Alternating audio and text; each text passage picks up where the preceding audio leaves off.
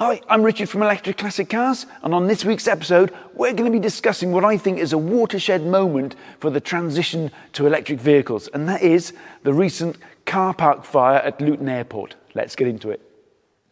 Now, to set up the scene for this episode, we're going to have to go back, way back, to when I was a petrol head. It's fair to say that all of my life up until the past, say, 7 years, I was a massive petrol head. Drag racing, hot rods. We did rallying for 7 years. I used to build my own race engines. 7 years ago, I thought, you know what? I want a new challenge. I'll convert a car to electric. For no other reason than I just wanted more power, more reliably. Nothing to do with environmental stuff, etc., etc. And back then, there was some very valid, logical reasoning against EVs. Things like, what about the range? It's not, got the range. Or what about charge times? They're too long. Or there's not enough chargers out there. All valid points back then. But over the years, those kind of arguments against have kind of tumbled like dominoes, one after each other. And what we're left with now are essentially, either denialists or conspiracy theorists, really, against EVs. There's still some valid points out there, but a lot of the arguments now have really gone into that crazy realm. And that brings us nicely to the Luton car park fire. So let's have a chat about that. Now, a couple of weeks ago here in the UK, we had a car park fire, multi-storey car park fire at Luton Airport. It destroyed thousands of cars and partially collapsed the structure of the car park. And it was interesting to watch how that story unfolded because, right at the start, people said, oh, it was an EV. There's chargers there. It was started by a Tesla, etc., etc. Nobody knew, but very quickly, the reports and interviews happened, news turned up, and they started interviewing firemen. And almost immediately, it was determined it was a diesel Range Rover. And that's when the fun started for me, because, it could have been an EV, but, very quickly, diesel Land Rover or Range Rover was the cause. And then what made me laugh is then the way that the anti-EV guys jumped on that. And the conspiracy theories started coming out, like, oh, why are they stated early on it's a diesel? Well, because lots of people were saying it's an EV, they were just correcting people. So there's lots of people, thinking, oh, this is a government conspiracy. They've been told to say it's a diesel. And then I saw a video, I can't remember the name of the guy now. There was a video somebody sent me where somebody was desperately trying to prove it was a hybrid because the colour of the flames and the flames were coming out on the left-hand side, and that's where the battery was.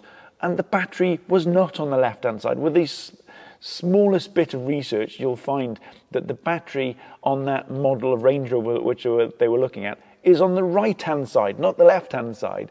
So whoever Googled that, they must have seen the other images showing that the battery was on the right-hand side and ignored it.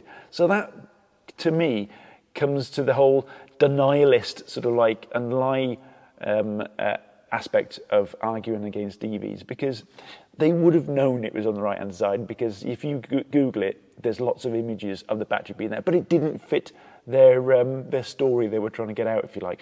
So that's what made me laugh, is watching the anti-EV guys still desperately trying to hold on to the fact that there must be a battery there somewhere. It's got to be a hybrid. And then, they were turning against the official narrative, if you like, and saying, oh, it's a government conspiracy. Then came out a video from the front of this vehicle fire, which had the number plate in. And if you watch the original video of this, which was in a bit higher definition, you could make out the number plate was E10 EFL. And a quick look up on government databases, and sure enough, it's a Range Rover Sport, I think it was a 2014 all diesel. No hybrid, all diesel. So there's unequivocal proof it was an all diesel fire. But still, people would refuse to believe it. And that is, for me, the positive watershed moment for the transition to EVs. Because now the argument against EVs seems to have lost all sense and logic, and it's entered into the realm of flat earthers and climate change deniers, the conspiracy theory nutters, essentially. And that is a good thing for the transition to EVs, because most sensible, normal people with half a brain have essentially concluded that actually, yeah, EVs are a good thing, they are safe, and they are now understanding that EV fires are, as we pointed out in a video click above here, they're a lot rarer, if you like, than internal combustion engine fires.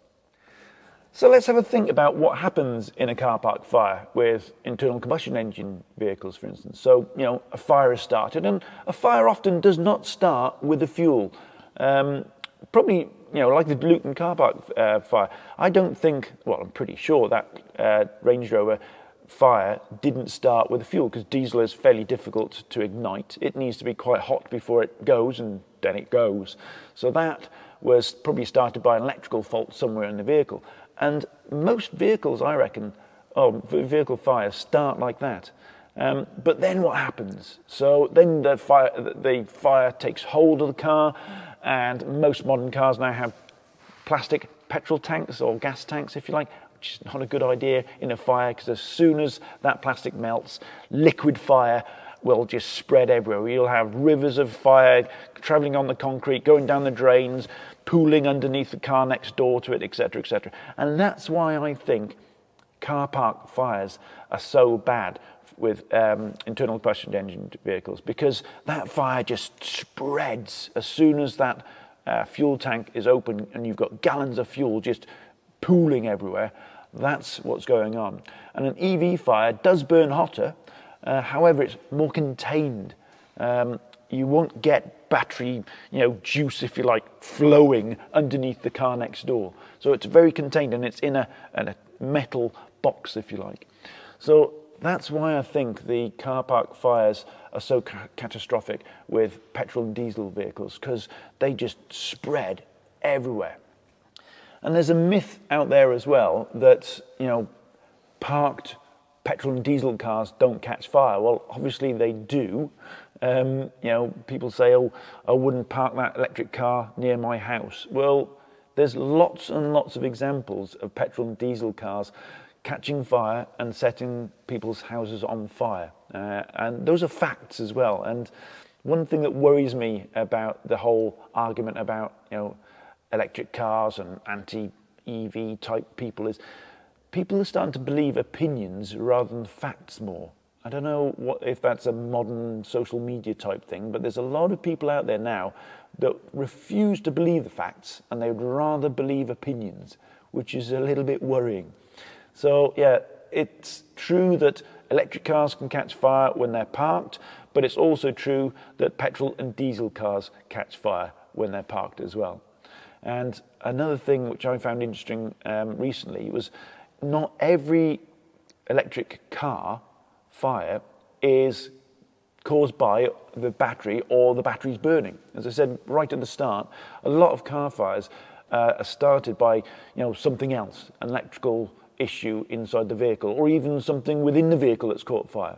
There was a recent example of arson at a Tesla showroom in Germany, and there's a picture of these Teslas on fire. And by the way, not all of them caught fire. You've got these burnt cars in the middle, and cars next to them that didn't catch fire.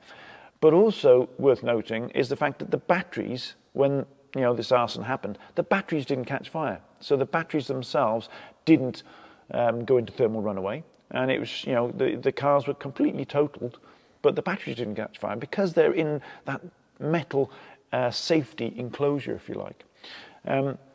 So yeah, it was an interesting journey watching from the sidelines this Luton car park fire, or the Luton Airport car park fire story unfold, and the anti-EV brigade really stretching and clawing to try to desperately blame it on a battery.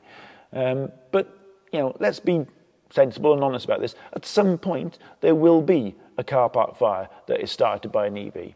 Because we're transitioning to electric vehicles. I mean, there's going to be more of them on the road, and at some point, something's going to happen that one goes on fire. But bear in mind that the likelihood of an electric car going on fire compared to an ice fire is a lot less, as we've proved in a previous episode.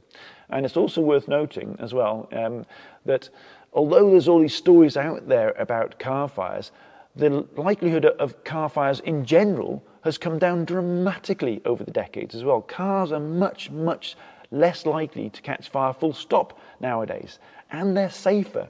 In fact, it's also worth mentioning in the safety side of things that when NCAP do their safety tests, crash tests, etc., some of the most safest cars out there are electric vehicles. So I hope we've kind of, haven't scared you too much in this episode about car fires, because there's too much media attention on them at the moment. But, and I hope we've put some of those myths to bed. And hopefully you can sleep soundly tonight and scared you with these stories. So on that note, I hope you enjoyed this episode, and we'll see you on the next one.